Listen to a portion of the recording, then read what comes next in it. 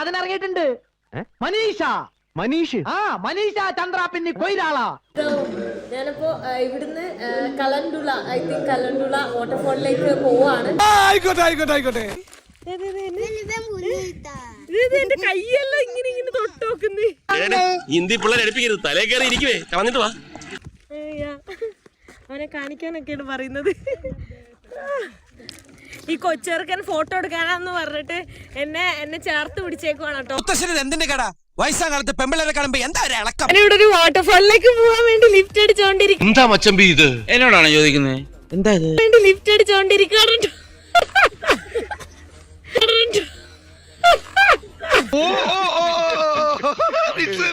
ഇത് പുതിയ സ്റ്റൈലാ, പുതിയ ഫ്ലാഷ്.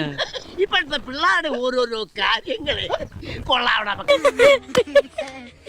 എന്റെ വയറിലെല്ലാം വന്ന് പിടിക്കുക പിള്ളേര്.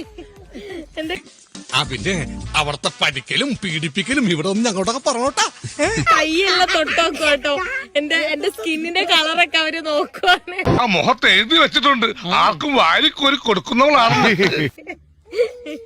ഇതൊക്കെ ഈ കൊച്ചിറക്കൻ ഇവരും അതെ. എന്റെ കർത്താവേ, ഇവനെയൊക്കെ വെച്ച് നോക്കുമ്പോ ഞാൻ എന്ത് മര്യാദക്കാരനാ. എന്നിട്ട് എന്റെ മുഖെല്ലാം തൊട്ടോക്ക് നോക്ക്. എന്തൊരു സുഖം.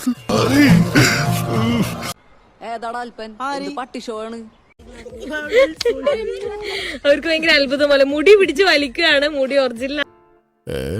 ആരോടും പറയണ്ട, നോക്കി ഗർഭമുണ്ടാക്കുന്ന ജാതിയാ. സത്യം പറയണ്ടായിരുന്നു. ഒരു ചെക്ക് ചെയ്യാണ് കേട്ടോ.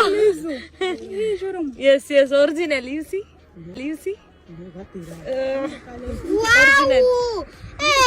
ഞാൻ വേറെ ഒന്നും ചെയ്തില്ല, ഇത്രേ ചെയ്തുള്ളൂ. അതിനാണ് ഇവന്മാർ ഇങ്ങനെ ബഹളം വെക്കുന്നത്.